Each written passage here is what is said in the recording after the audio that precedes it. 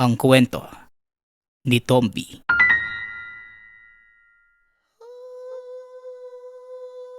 Ang kwentong ito ay hango sa totoong buhay.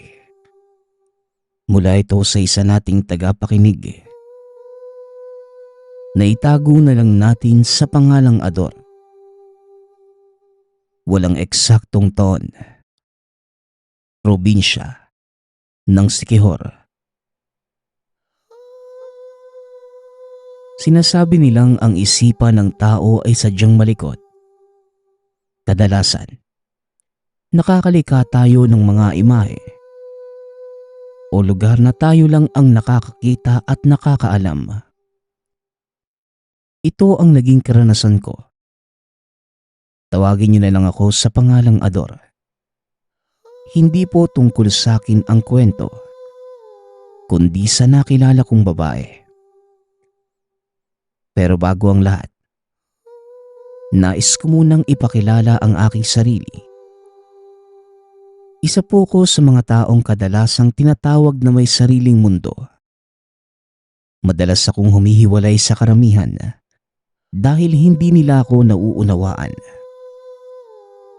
Ako yung tipo ng taong malalim mag-isip at matalinhaga kung magsalita. Kadalasan akong napagkakamalang may diferensya sa pag-iisip dahil hindi kayang unawain ng ibang tao ang sinasabi ko. Ngunit hindi naman sa pagbubuhat ng bangko. May ilan na din kaming mga parokyanong ako ang hinahanap dahil naaaliw sila sa akin. Lalo na kapag nagpapaliwanag ako tungkol sa mga tanawin. Maging ang ahensyang kinabibilangan ko ay madalas akong irekomenda sa mga bisita. Hindi ko nga nakilala ang isang babaeng tawagin na lang natin sa pangalang Wena. Kasama ito sa pangkat ng mga estudyanteng nagpunta sa lugar para sa kanilang pag-aaral. Ako ang napili ng mga ito para samahan sila sa paglilibot. Tahimik lamang ang babaeng yun. Halos sumasabay lamang sa mga kasamahan. Kapansin-pansin ang itsura ni Wena. Dahil naghahalong asul at berde ang kulay ng mga mata nito. Maging ang buhok ay kakaiba din ang kulay. Ngunit hindi ito ang totoong nakaagaw ng pansin ko, kundi ang pagiging tahimik ng dalaga. Bago pa man magsimula ang kanilang biyahe, kinausap ko ang pangka tungkol sa mga alituntunin. Nang mga sandaling ito ay hindi pa kami magkakilala, kaya hindi niya ako pinapansin.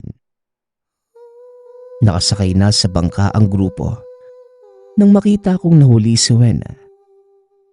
Aalis na sana ang bangka. Kaagad kong hinila ang lubid dahilan para magalit ang bangkero.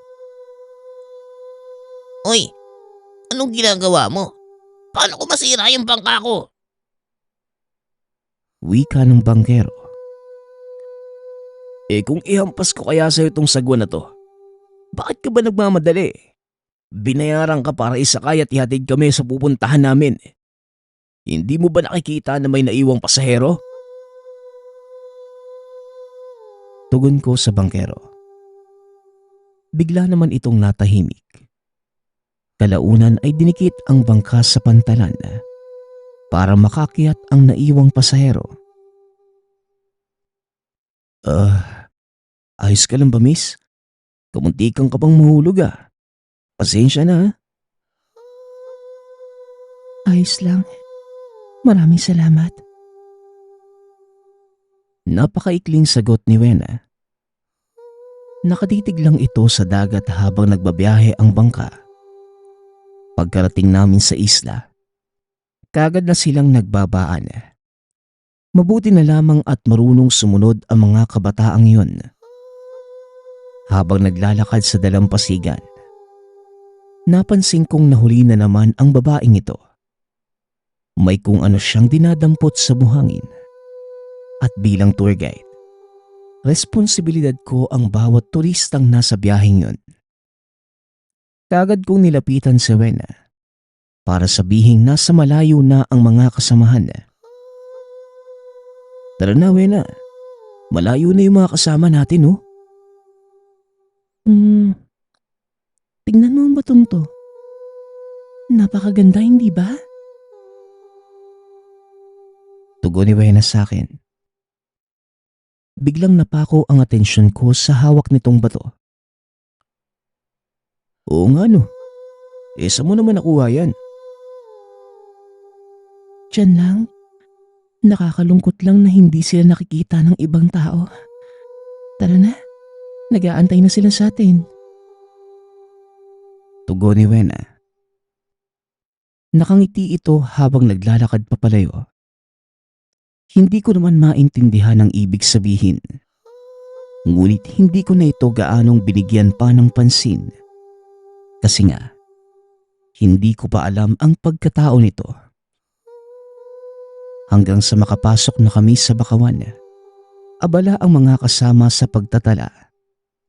Samantalang si Wena naman, nakaupo sa buhanginan habang pinaglalaruan ang maliliit na alimasag. Hindi ko malaman kung ano ang meron sa kanya, pero alam kong kakaiba ang kanyang pagkatao. Natuklasan ko nga ito nang hindi sinasadyang magkaroon ng sakuna. 4:00 na ng hapon. Hindi pa din dumarating ang bangkang inuupahan ng ahensya. Ako ang nakatoka sa kanilang kaligtasan. Kaya gumawa ako ng paraan para kahit papano ay maging komportable sila sa lugar. Mabuti na lamang at may sirang kubo. Buo pa ang bubong kaya pinili kong doon muna sila patuloyin. Sinabi ko sa mga estudyante, maaaring bukas pa sila makakabalik sa syudad dahil walang bangkang susundo. Hindi ko inasahang matutuwa ang mga ito. Nakahinga naman ako ng maluwag dahil akala ko ay magrereklamo.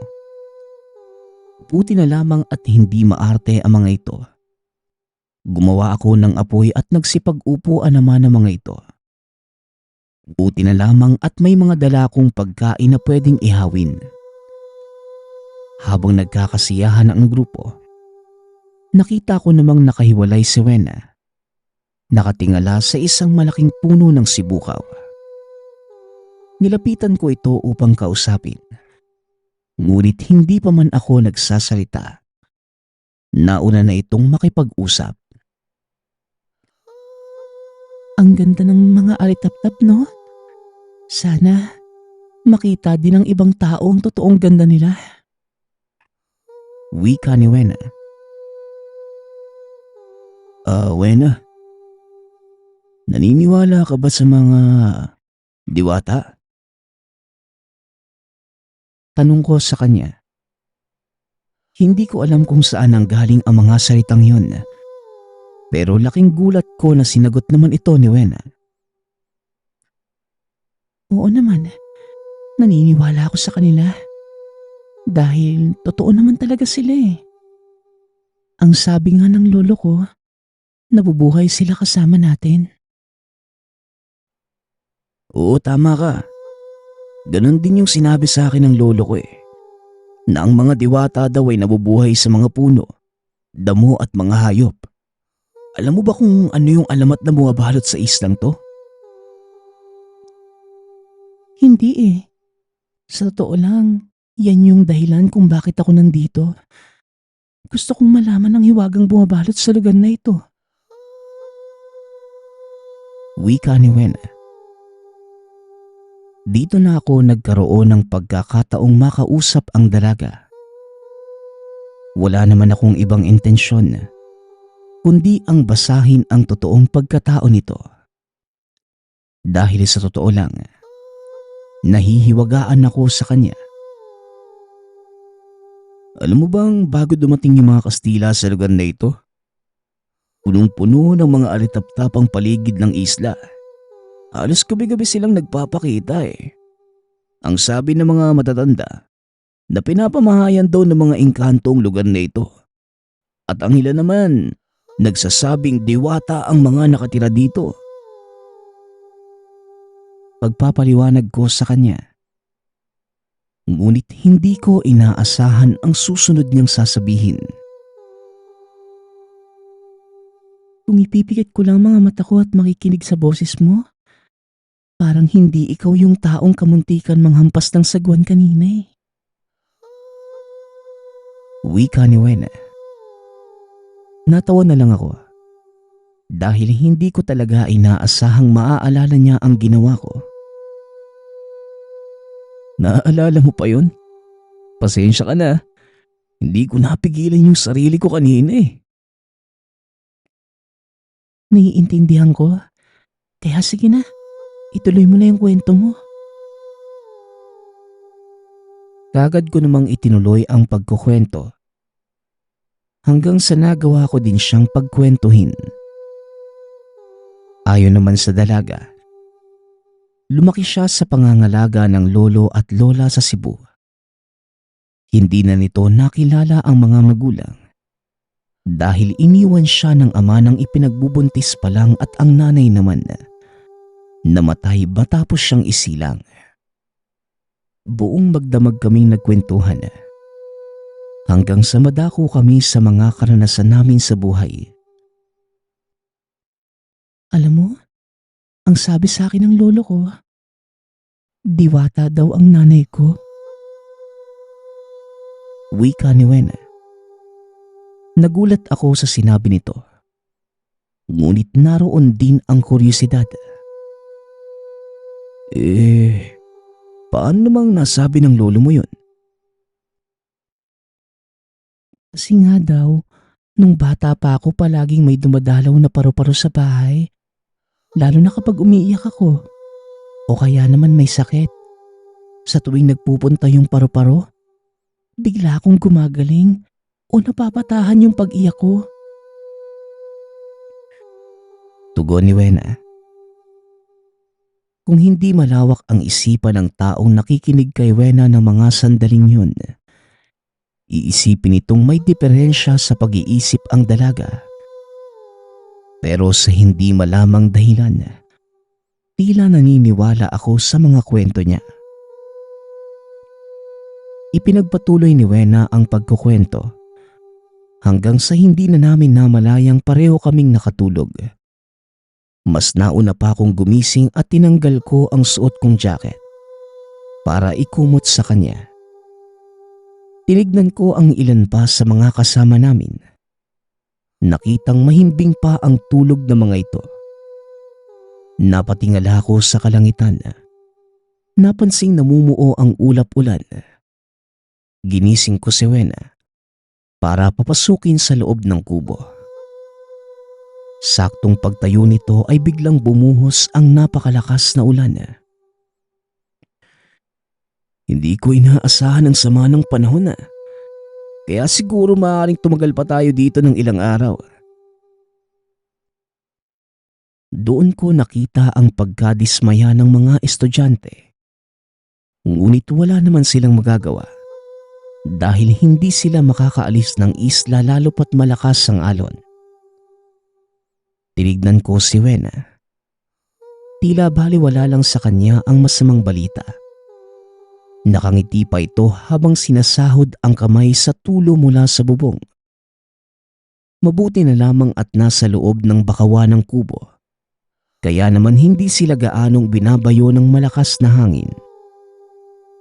Pagtila ng ulan, kagad akong lumabas ng kubo para sana tignan kung humina na ba ang alon. Ngunit wala pa ding pagbabago. Naisipan ko na lamang na mag-ikot sa paligid para makahanap ng makakain. Pero hindi ko inaasahang nakasunod pala sa akin si Wena. Napunta ako sa gawing maputik. Nagulat na lamang ako nang biglang mapasigaw ang dalaga. Dali-dali ko itong pinuntahan upang malaman kung ano ang nangyayari. Nadatnan kong nakahandusay sa putikan si Wena. Wala na itong malay at may sugat sa bandang noo. Sinubukan kong gisingin ang dalaga. Ngunit wala itong naging epekto. Bagaman nag-aalangan binuhat ko si Wena para dalhin sa kubong tinutuluyan ng mga kasamahan. Pagkarating doon, pinakiusapan ko ang kasamahan nilang babae. Palitan ito ng damit dahil punong-puno ng putik ang katawan. Matapos ay nagpaalam ang mga ito para ituloy ang kanilang pakay. Ginamit nila ang pagkakataon upang mas lalo pang mapag-aralan ang lugar. At dahil wala ding malay si Wena, pinili kong magpaiwan upang bantayan siya. Sinabihan ko ang grupong wag masyadong lumayo at bumalik sa oras na sumamamuli ang panahon. Nanatili ako sa labas ng kubo. Bahagya ng nakakaidlip. Nang mapansin ang ilang paru-parong naglalabas-masok sa kubo, bigla kong naalala ang sinabi sa akin ng dalaga. Kaya naman mabilis akong tumayo upang tignan kung ano nga ang nangyayari. Paikot-ikot ang mga paru-paro sa natutulog na dalaga, hanggang sa dumapo ang isa sa mga ito sa bahagi ng noo ni Wena na may sugat. Maniwala man kayo sa hindi, unti-unting naghilom ang sugat ng dalaga. Ilang minuto pa ay nagising na ito. Nagtataka kung paano siyang napunta sa lugar. Ipinaliwanag ko naman sa kanya ang nangyari, maging ang pagdating ng mga paru-paro. Diba? Kagaya ng sinabi ko sa'yo, ngayon nakita mo na ang ibig kong sabihin? Wika ni Wena. Hindi ako nakapagsalita sa mga nakita. Sa isip-isip ko, baka pinaglalaruan lamang ako ng aking mga mata. Pero nakikita kong tila nagliliwanag ang buong katawan ng dalaga. Unti-unti akong nakaramdam ng kilabot. Ngunit pinili ko pa ding maging mahinahon. Ayokong iparamdam sa kanya na natatakot ako. Binalot ng katahimikan ng paligid, hanggang sa muling nagsalita si Wena. Ayokong may ibang makalam na mga nakita mo, Ador. Huwag mo sana itong ipagkalat, ha? Huwag kang magalala, Wena. Alam ko ang pakiramdam ng ituring na iba sa lahat. Tugon ko sa kanya. Mabuti na lamang at iba na ang aming pinag-uusapan. Dahil ilang minuto ang nakalipas, biglang nagsidatingan ang ilan sa aming mga kasamahan. Ang buong akala ko, doon na matatapos ang kababalaghang dala ni Wena. Ngunit kinahapunan, nagpa siya akong maglakad-lakad sa pag-aasang matatanaw ko na ang bangkang susundo sa amin. Nang mapansin ko si Wena, nakaupo ito sa isang putol na puno ng bakawan na tila may kung sinong kinakausap. Hindi ko na inabala ang dalaga sa pag-aakalang nagkakabisa ito ng kanilang mga aralin. Ngunit kalaunan, muli na naman itong nahimatay. Dali-dali akong tumakbo at hindi na malayan ang sangang nakaharang sa daan. Tumama ang paa ko doon, dahilan para madapa. Tumama ang ulo ko sa isang matigas na bagay. Unti-unti akong nawala ng malay. Ngunit bago tuluyang mawala ang ulirat, napansin ko ang isang puting liwanag na lumalapit kay Wena. Nagsasalita ang dalaga, pero hindi ko maintindihan. Dahil tila nabibingi ako ng mga sandaling yon.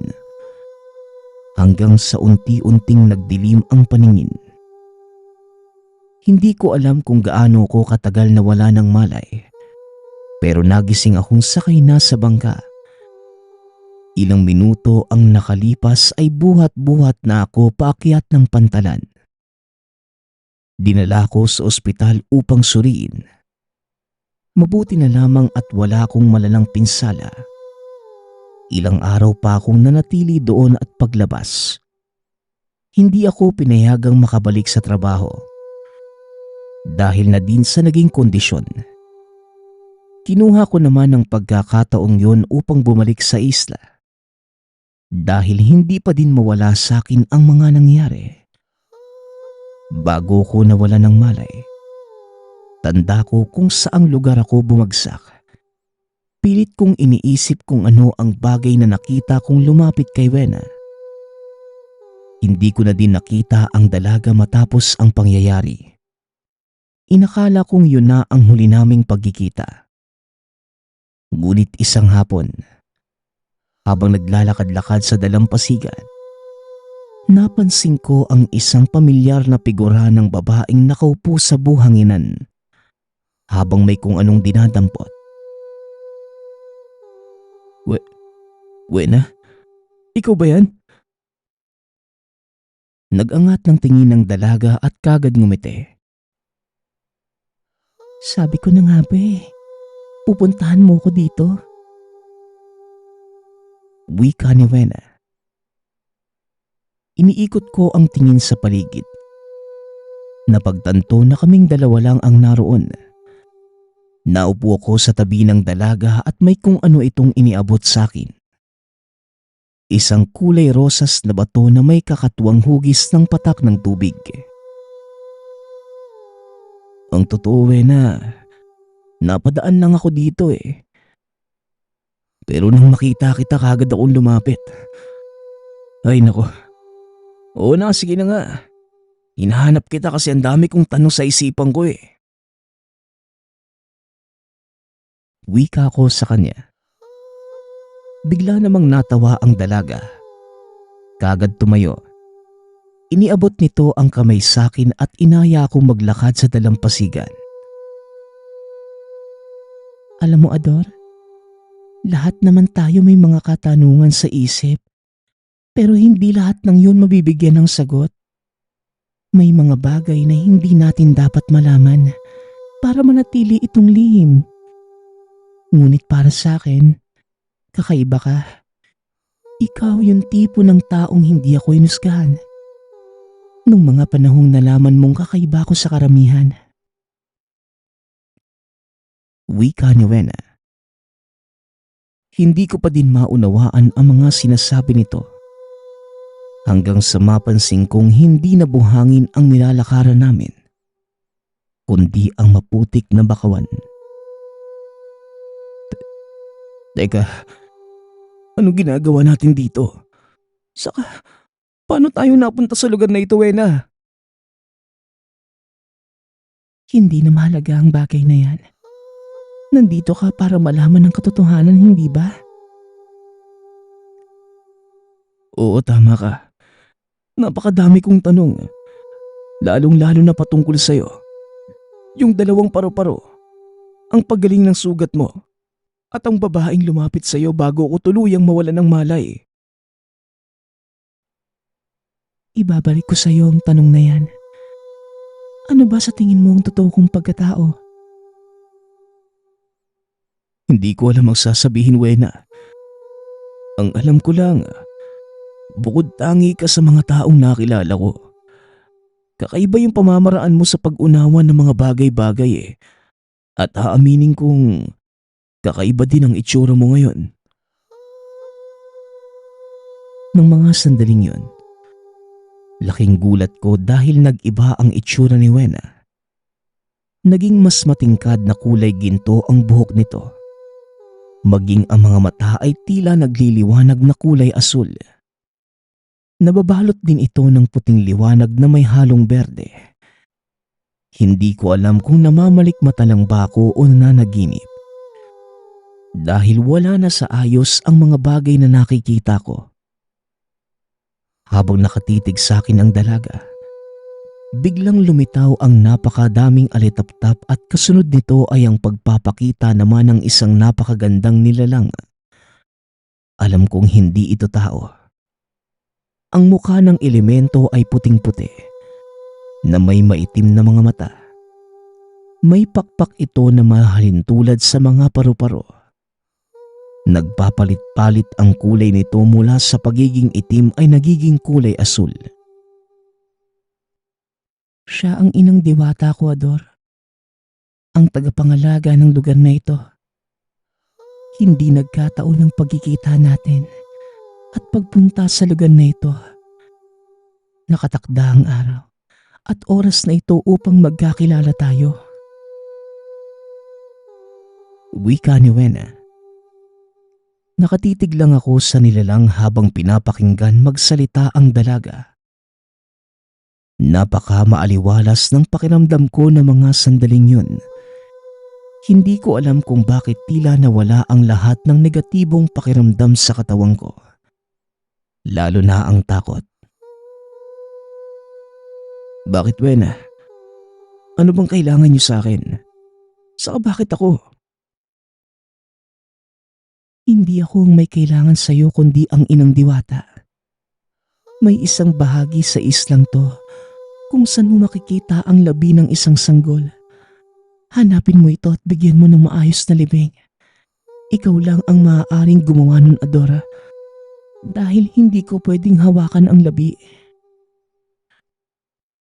Ano bang ibig mo sabihin hindi mo pwedeng hawakan yung mga labi? Tao ka rin naman, di ba? Saka hindi ko... Napahinto ko sa pagsasalita. Marahang inilapit ng inang diwata ang kanyang kamay sa ulo ko. Tumambad sa akin ang isang tanawin. Isang malaking puno ng sibukaw ang nakita ko na mga sandaling yun. Napagtanto kong ito yung puno kung saan namin pinanood ni Wena ang napakadaming alitapta. Walang pagdadalawang isip akong tumakbo papunta sa puno. At pagkarating namin doon, inikot ko ang paligid. Tumambad sa akin ang labi ng isang namatay na sanggol. Base sa itsura nito, maaaring maraming taon na ang lumipas mula nang maganap ang napakasaklap na pangyayari. Dahil puro buto na lamang ito, walang gaanong nakakapunta sa bahaging yon ng isla. Dahil bukod sa napakalayo nito, masukal din ang kapaligiran. Ito marahil ang dahilan kung bakit walang nakakita ng labi ng sanggol. Hindi ko din nagawang ikutin ang puno. Dahil nawala sa isip ko na gawin yon ng mga panahong kausap ko si Wena. Wala nang sabi-sabi. Dinampot ko ang labi at binalot sa dala kong jacket. Matapos ay naglakad ako palabas ng bakawan. Narating ang lumang kubo kung saan kami tumigil nung kasagsagan ng bagyo. Dito ko narinig ang buong kwento mula kay Wena.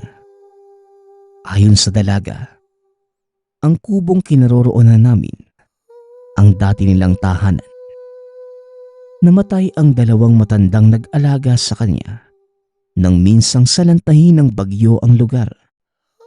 Sinubukan siyang iligtas ng mga ito. Isinabit ang sanggol sa mga sanga ng bungalon para hindi tangayin ng malakas na daluyong. Lampas tao na ang alo ng mga oras na yon at wala nang paraan para makaalis pa sila. Kaya pinili na lamang ng dalawang matandang antayin ang kanilang kamatayan sa lugar. Naupo ang mga ito na magkayakap sa puno ng sibukaw. Habang ang sanggol na si Wena naman, nakasabit sa sanga ng bungalon. Ibinalot ito ng kumot ng dalawang matanda sa pagbabaka sakaling may makapansin at mailigtas ito. Ngunit sa kasamaang palad, pumanaw lang ang dalawang matanda at dahil sa sobrang lamig, hindi rin nakaligtas ang sanggol. Ibig mong sabihin, Wena, ikaw ang sanggol na ito? Teka, paanong buhay ka? Naguguluhan ako sa mga pangyayari. Ngunit ipinaliwanag sa akin ni Wena ang lahat.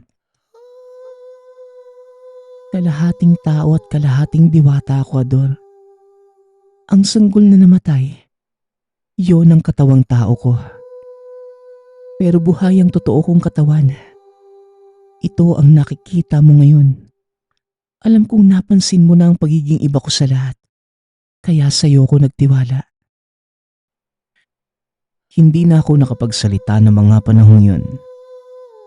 Dahil para sa akin, malinaw na ang lahat.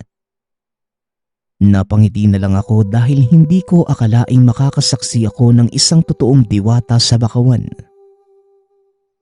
Kilala ang mga ito sa Ingles bilang nymph o nympha. Mabait ang mga nilalang na ito. na ang pangunahing tungkulin ay pangalagaan ang bakawan. Kagaya ng ugali ni Wena, hindi rin nakikisalamuha ang mga ito sa ibang elemento. Yun ay dahil sa kanilang antas. Maraming salamat, Ador. Alam kong hindi mo tatanggihan ang paghingi ko ng tulong.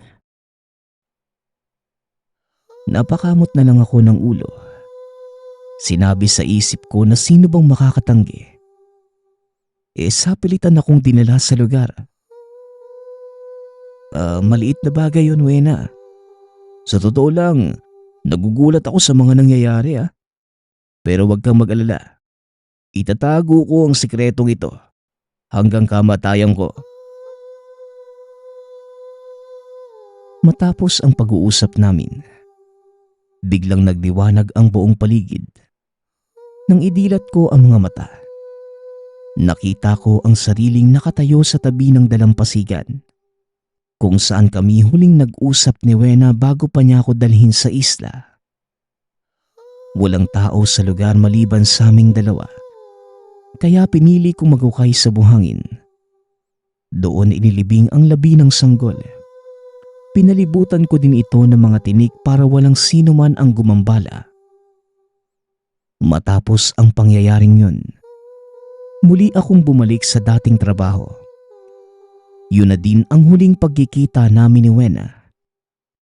Wala akong kaide-ideya kung saan ito nagpunta o ano bang nangyari sa kanya. Gayunpaman, masaya ko dahil napatunayan kong hindi lang sa katang-isip nabubuhay ang mga elemento. Lalo pa nang makita ng dalawang mata ko ang isang diwata. Ang susunod nating kwento ay mula sa isa nating tagapakinig. Naitago na lang natin sa pangalang Tasha.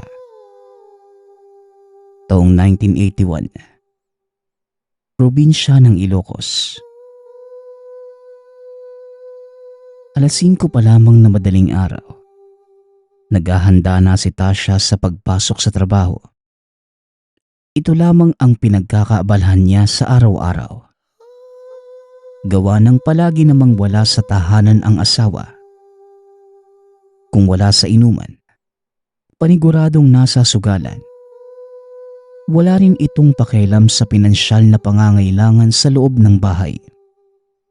Kaya lahat ay pasanin ni Tasha. Dahil ayaw nitong mapagdaanan ng bata ang pambubugbog na magiging ama. May mga pagkakataon, sinubukan niyang iwanan na lamang ang asawa ngunit hindi maatim ng konsensya. Dahil sa lugar ay siya lamang ang natatangi nitong pamilya. Dahil sa sitwasyon, nilalakasan na lamang ni Tasha ang loob. Buong lakas na hinaharap ang mga pagsubok. Madalas ding mapaaway ang asawa kaya palagi itong naipapatawag sa barangay.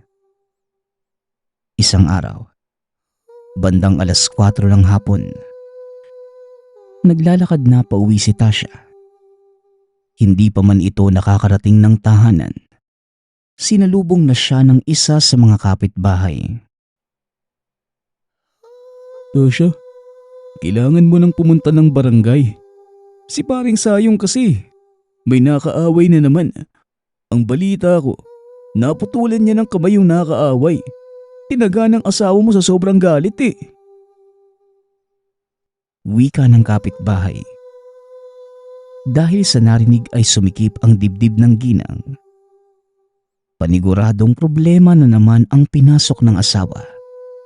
Dali-dali siya sa paglalakad papunta sa barangay. Pagkarating, naabutan ang asawa na nakaupo sa tabi ng kapitan. Pagkalapit ni Tasha, kagad nitong pinaliwanag ang nangyari.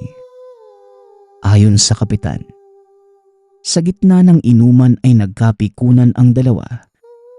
Biglang hinugot ni Sayong ang dalang itak at tinaga ang kamay ng kaaway. Dagdag pa ng kapitan na ang nakaaway ng asawa ay nasa ospital. Kinakailangang bayaran ni Tasha ang gagastusin doon. Napakamalas naman dahil ng mga panahong yun. Wala ring pera si Tasha dahil ipinambili na ito ng mga makakain sa loob ng tahanan. Nang tanungin naman ito ang asawa kung meron mang perang naitago, ang tanging naisagot lamang ay talo ito sa sugal. Labag man sa loob, umalis na muna si Tasha para makapagtanong-tanong sa mga kapitbahay na pwedeng mautangan. Mabuti na lamang ay napahiram ito ng isa sa mga kapitbahay na nakakaangat sa buhay. Hanggang sa sumapit ang dilim ay walang ibang inatupag si Tasha, kundi ang nakaaway ng asawa. Walang humpay sa paghingi ng tawad lalo pat nalaman niya ito na lamang ang inaasahan ng mga anak. Samantala, lahat naman ng bayarin sa ospital ay nasagot na niya. Kaya bago pa man mag-umaga ay nakauwi na ito ng tahanan. Pagkarating, naabutan nito ang asawang umiinom sa bakuran. Gawa ng sobrang pagod, hindi na ito pinansin pa ni Tasha at diretso nang natulog. Nang sumunod na araw, maagang pumasok sa trabaho si Tasha at naglaan ng maraming oras para naman makakuha pa ng pasobrang bayad sa kanyang pinapasukan. Nagbibigay naman ang amo ng sobrang bayad, lalo na kung sobra din naman ang inilalaan na oras ng isang manggagawa. Kaya naman sa buong maghapon hanggang sa magabi, isinubsob ni Tasha ang sarili sa pagtatrabaho. 8:00 ng gabi. Pagka-uwi ay naabutan ang asawang may kausap na isang matandang lalaki sa kusina. Mukhang masinsinan ang pag-uusap ng dalawa kaya hindi na lumapit pa si Tasha. Bagkus ay nakaupo lamang sa kwarto kung saan manipis na dingding lamang ang pagitan ng kusina. Kailangan mong makapaghukayat kapag nailagay mo na ang papel. Tabunan mo agad para hindi na mawala ang bisa. Wika ng matandang lalaki. Napakunot naman ang noo ni Tasha sa narinig. Nagtataka kung ano ang pinag-uusapan ng dalawa. Ilang segundo pa ang lumipas, lumabas na ang dalawa. Dahil nahahalata na ng asawang nakikinig si Tasha. Hindi naman siya nag-usisa pa. Bagkus ay natulog na lamang dahil sa maaga muling pupunta ng trabaho. 3:00 na madaling araw nang nagising si Tasha dahil sa mga kalampag na narinig sa kusina. Dala ng kuryosidad, pinuntahan ito ni Tasha at napaatras nang makita ang asawa na may hawak na isang bungo.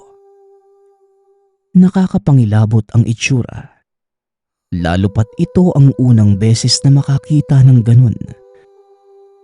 Inaalog ito ni Sayong at diretsyong iniinom ang likidong lumalabas sa bungo. Dahil sa sobrang takot, napasigaw na lamang si Tasha. Tinitigan ito at nadapa na lamang sa sahig ng sampalin siya nito ng napakalakas. Matapos ay lumabas na si Sayong ng tahanan. Samantala, labis man ang pagkatakot ni Tasha ay sinundan niya ito. Sa pagsunod ni Tasha, napapansin niyang tila papunta sa sementeryo si Sayong. Hindi nga siya nagkamali. Tumigil ito sa isang parte ng sementeryo kung saan wala nang masyadong nagsisiksikan ng mga nicho. Gamit ang napulot na kahoy ay naghukay ang asawa. Hanggang sa mapalalim ito na tila paglilibingan. Sa tansya ni Tasha, kasya ang isang kabaong sa lalim. Maya-maya pa, may kinuha itong kapirasong papel sa bulsa at hinulog sa hukay. Matapos ay muling tinabunan ng hukay. Kaya ganun na lamang ang pagtataka ni Tasha. Nang masigurado ni Sayong na wala ng butas ang hinukay, umuwi na rin ang asawa. Hindi na sumunod pa ang ginang dahil baka mahalata ito. Bagkus ay nilapitan na lamang ang hinukay ng asawa. Ngunit eksakto namang bumuhos ang malakas na ulan, kaya napilitan si Tasyang umuwi na rin ng tahanan. Magmula ng pangyayaring yun, hanggang sa lumipas pa ang 1 taon. Palagi pa ring nasa labas si Sayong ngunit wala nang nababalitaan pa si Tasyang nakakaaway nito. Hindi na rin siya sinasaktan at bihira na rin ang pagtatalo. Nakakapagtaka dahil likas na palaaway ang asawa. Kaya kahit papano'y nag-iisip ang ginang sa kung may kinalaman ba talaga ang paglibing nito sa kapirasong papel sa kasalukuyang nangyayari. Isang araw, habang nasa palengke si Tasya ay may isang ginang na lumapit sa kanya.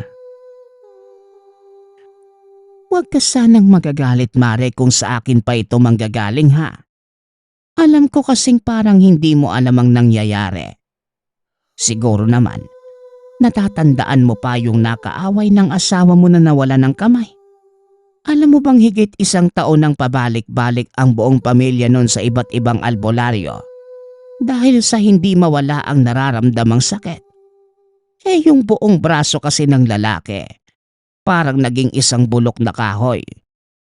Naging kayumanggi ang kulay na parang isa talagang matigas na kahoy. Ay Mare, may usap-usapan sa lugar na si Sayong ang may gawa nun. Maging ang mister ko nga, hindi nakikipag-inuman sa asawa mo. Takot din dahil baka kung anong magawa sa kanya. Wika ng ginang. Dahil sa narinig, hindi malaman ni Tasya ang magiging reaksyon. Tumango na lamang ito sa kausap at kagad nang umalis. Dali-dali siyang umuwi dahil gusto niyang makumpirma sa asawa kung totoo nga ba ang narinig. Pagkarating sa tahanan, nag-away ang mag-asawa dahil inamin ni Sayong na siya ang may kagagawan. Ngunit hindi nito alam kung papaano mababawi ang sumpa dahil wala na ang matandang lalaking tumulong sa kanya.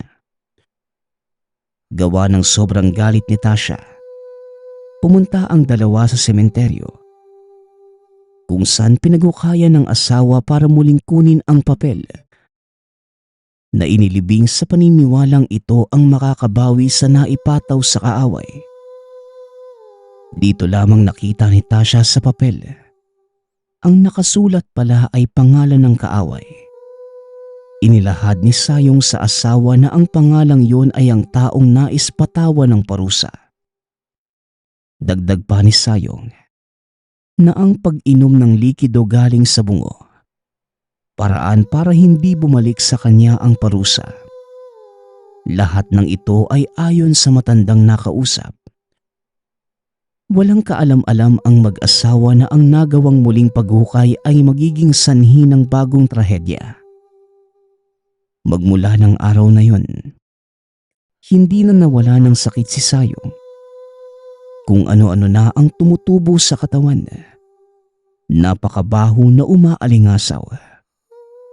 Kaya naman kung saan-saan na pumunta ang mag-asawa para lamang mapagamot ito. Ngunit lahat ng albularyong napuntahan, walang ibang sinabi kundi wala ng paraan sa sakit na nakuha ng asawa. Dahil ito ang balik ng parusa. Ang pag-inom niya ng likido galing sa bungo ay isang paraan para saluhin ang parusang ipinataw. Ito rin ang naging lusot na matandang lalaking may sakaliwa para hindi maapektuhan kung sakaling mabulilyaso ang kanyang ginawa. Dagdag pa ng albularyo, ang muling paghukay ni Tasya ang naging daan para maibalik sa gumawa ang hiniling na parusa.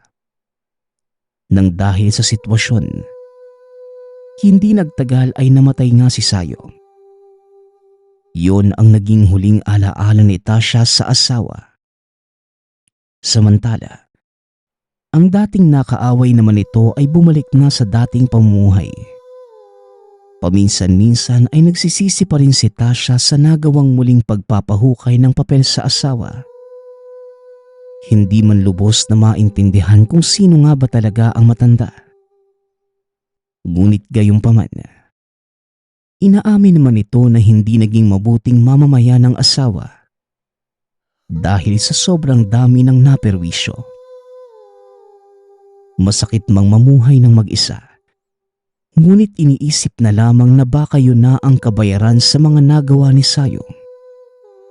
Ang nakakalungkot nga lang, para itong gumawa ng hukay para sa sariling bangkay. Ang huli nating kwento ay mula sa isa nating tagapakinig. Naitago na lang natin sa pangalang Elias. Taong 1985. Probinsya ng Palawan. 3 buwan pa lamang ang nakalilipas magmula ng manirahan sa isang baryo sa Palawan ang pamilya ni Elias. Dati silang taga Maynila ngunit dahil sa hirap ng buhay, napilitang umuwi ng probinsya. Ang asawa ni Elias ay tubong Palawan. Kaya naman pag-uwi, ibinigay kagad ng biyenan ang bakanteng lote para pagtayuan ng sariling tahanan. Gawa ng may alam naman si Elias sa pagkakarpintero, nakapagpatayo sila ng kubo na kanilang naging tahanan. Wala namang naging problema ang pamilya sa mga kapitbahay dahil lahat naman ay maayos makitungo. Sa katunayan, isa sa mga ito ay ang pinagtatrabahuhan ni Elias na nagngangalang Aling Melba, isang matandang mayaman na nagmamay-ari ng isang napakalawak na bukirin kung saan meron itong mga alagang kambing na nasa 20. Ang pag-aalaga sa kambing ni Aling Melba ang naging trabaho ni Elias. Tuwing 6:00 ng umaga, nasa bukid na ito para magpakain ng mga kambing. Bukod sa dinadala ito sa parte na maraming damo, may pinapakain na rin siya ng mga nakalagay sa sako na parang uling. Dahil sa puro itong itim ngunit napakabigat, kaya hindi mawari ni Elias kung ano ba talaga yun. Hindi naman nagtanong pa si Elias sa amo. Ayaw niyang makialam pa at dahil medyo masungit si Aling Melba. Matapos magpakain, umuuwi muna ito ng tahanan at bumabalik ng 5:00 ng hapon. Paminsan-minsan naman ay nauutusan si Elias na maglinis ng buong bahay. Walang naging problema kay Elias dahil binabayaran naman ng amo ang lahat ng inuutos nito. Isang araw, pagkagising ni Elias ay hindi ito makabangon dahil napakabigat ng nararamdaman. Tila may nakapatong sa buong katawan. Dahil dito kagad naman na pinainom ito ng asawa ng herbal na gamot.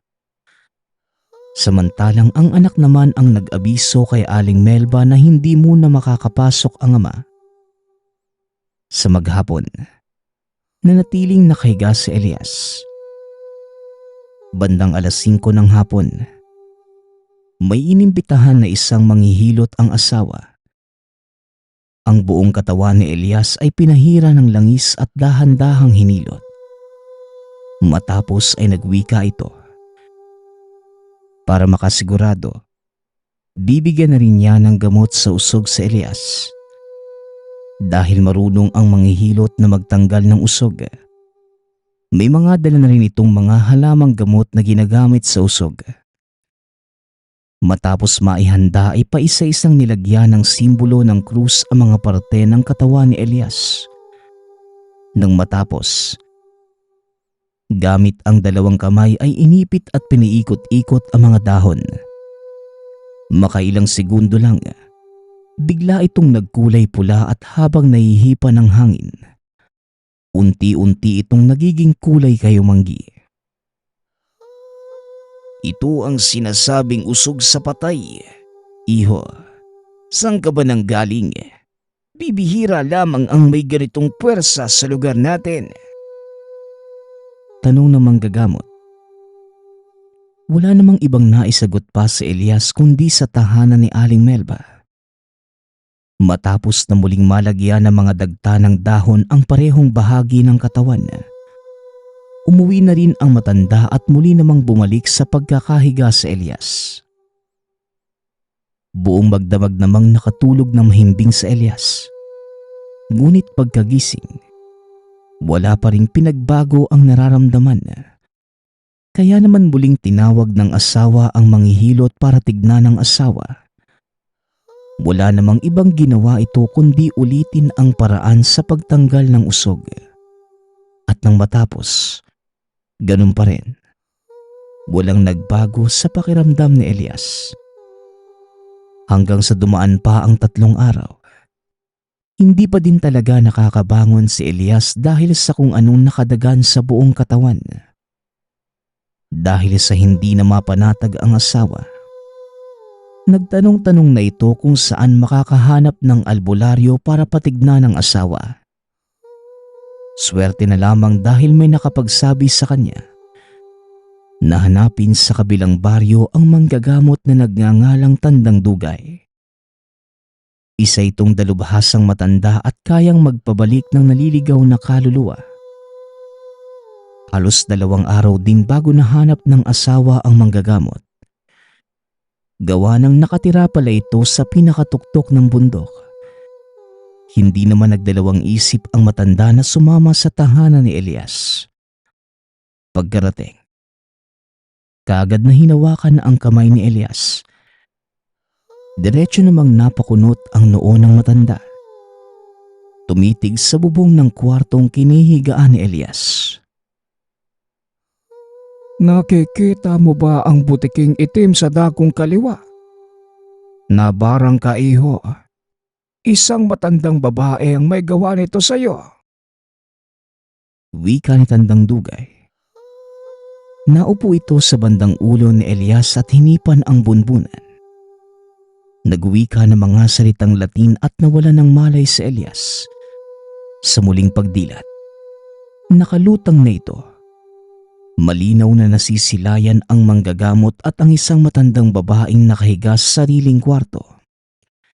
Dala ng kuryosidad, pinagmasdan itong maigi at nabatid na si Aling Melba ang kinakausap ng manggagamot. Di ka mananalo, Tandang Dugay. Marami na tayong beses na nagkaharap. At alam naman nating parehong hindi mo kakayanin ang pwersa ko. Wika ni Aling Melba habang humahalakhak. Sa puntong yon, batid na ni Elias na hindi normal na tao ang amo. Bukod sa may mahaba itong kuko, nanlilisik din ang mapupulang mga mata habang kinakausap ang manggagamot. Sa gitna ng pagsasagutan ng dalawa, biglang naalimpungatan si Elias dahil nabatid na kaya na niyang maglakad habang nakalutang. Walang ano-ano'y sumigaw ang manggagamot ng kung anong salita, dahilan para manlisik ang mga mata ni Aling Melba. Sa mabilis na paraan, sinugod nito ang manggagamot at kinalmot ang braso gamit ang mahabang kuko. Batid sa mukha ng albularyo ang sakit na naramdaman, kaya halos madapa siya sa sahig. Hindi mo ko kaya, tanda. Hindi mo ko kaya. Akin lang si Elias. Sigaw ng Ali. May hinugot naman na isang kahon ng posporo sa bulsa ang matanda. Kagad itong sinindihan at napaatras si Aling Melba. Halos hindi na maintindihan ni Elias ang sinasabi nito dahil tila nalulunod na ang boses ni Aling Melba. Kasabay nun, may likidong itim na binuhos ang manggagamot sa buong katawan ni Aling Melba at walang pakundangang itinarak ang hawak na punyal sa dibdib nito. Ano pong nangyayari, Tandang Dugay? Tanong ni Elias. Nabarang ka, iho. Kakaiba ang naging paraan ng matandang yon. Dahil gusto kanyang ianib sa lahi ng pamilya niya. Tugon ng manggagamot. Napatanong si Elias kung ano ang ibig sabihin ng lahi ni Aling Melba. Dito lamang niya nalaman na ang pinasukang amo pala ay isang aswang na mambabarang. Dahil dito ay mas lalong nabahala si Elias. Ngunit hindi na ito pinag-alala pa ni Tandang Dugay. Dahil wala na ang mambabarang sa lugar. Matapos na maibigay ng manggagamot ang mga nasa botelyang kinakailangang mainom ni Elias, kaagad din itong nagpaalam. Dahil sa panggagamot na yun, nakaramdam ng kaginhawaan si Elias. Nawala na ang bigat na nararamdaman sa buong katawan. Ngunit hindi pa ito maayos na nakakapaglakad at yon ang dahilan ng manggagamot para mag-iwan pa ng ibang iinumin. Isang linggo pa ang lumipas. Tuluyan ang gumaling si Elias. Pumunta ito sa tahanan ni Aling Melba at wala nang naabutan pa. Maging ang mga inaalagaang kambing ay wala na rin. Sa paglilibot-libot sa tahanan ng Ali, nabuksan ni Elias ang isang kwarto kung saan purong itim ang lahat ng kagamitan. May mga kandilang nakapalibot sa isang itim na bituin na nakaukit sa sahig. Ang labis na nakapagpakilabot kay Elias ay nang makita nito ang isang imahe sa dingding. Purong itim din ito. Tila pinagsama-samang mga hayop ang itsura at may napakatutulis na sungay ang nasa ibabaw. Bukod pa dito, umiilaw din ang mga matang kulay pula.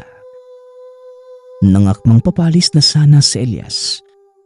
Biglang nilipad ng hangin ang litrato niya. Dahil doon, kumaripas na ng takbo si Elias dahil sa nararamdamang kilabot sa buong katawan. Yun ang naging huling alaala ni Elias sa tahanan ng amo. Dahil hindi na muli pang nagawang makabalik. Sa paglipas ng panahon, nanatiling nakatayo ang tahanan ni Aling Melba. May narinig na rin si Elias sa matatanda sa lugar na dati pang mambabarang ang matanda. Ngunit hindi naman ito nangunguha ng makakaanib. Dahil dito, kahit papano'y nakaramdam pa rin ng kaba si Elias. Dahil baka siya lamang ang natipuhan nito para maging kasapi. Sa tuwing napapag-isa naman, hindi maiwasang mag-isip na Elias kung ano nga ba talaga ang rason ng Ali. Kung bakit nagawa nito ang pambabarang sa kanya gayong ni isang beses. Hindi naman nag-away ang dalawa. Dagdag pa nito, wala mang maniwala sa kanya ngunit hanggang sa kamatayan, hindi niya malilimutan ang sagupaan ng albularyo kontra aswang na mambabarang. Nagpapasalamat nga pala ako sa nagpadala ng ating kwento. Naway nagustuhan niyo ang inyong napakinggan. Nagpapasalamat din ako sa lahat ng patuloy na nakikinig at sumusuporta sa ating channel. Naway patuloy niyong suportahan at pakinggan ang ating mga kwento. Hanggang sa muling pakikinig. Paalam.